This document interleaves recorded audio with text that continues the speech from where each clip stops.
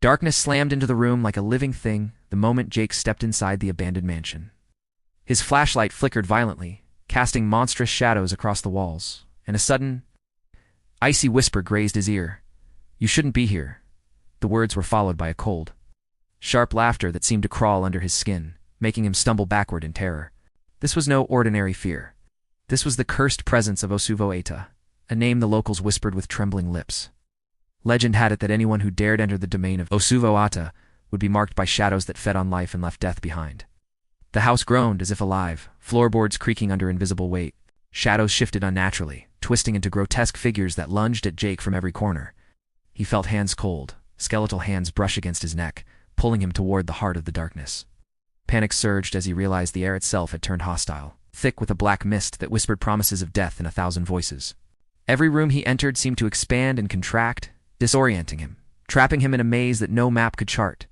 He stumbled upon an ancient mirror, its surface smeared with something dark and sticky. As he peered into it, his own reflection dissolved, replaced by the hollow-eyed visage of Osuvo Atta. The spirit's mouth moved, but no sound came out. Instead, the shadows in the room began to detach from the walls, curling around Jake's limbs like snakes. Fear clawed at his throat as he tried to scream, but his voice was swallowed by the darkness. The curse was alive, and it craved him. In a desperate bid, Jake dashed toward the only door left, but the mansion seemed to stretch endlessly. Behind him, the whispers escalated into a deafening roar. He turned to see shadowy figures flickering like dying flames, their eyes glowing with a hunger that chilled his soul. One by one they lunged, and Jake felt a sharp pain as darkness seeped into his chest, stealing his warmth, his breath, his life. With a final, shuddering cry, he collapsed to the floor, his body now another vessel for Osuvo Atta's curse. The shadows retreated only to rest, waiting for the next unfortunate soul who would dare cross the threshold.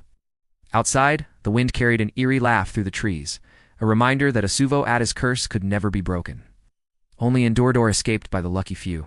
If you think you can brave the darkness, remember, some shadows never forgive. If you enjoyed this chilling tale, smash that like button and subscribe to Horror Ambient for more terrifying stories that will haunt your nights.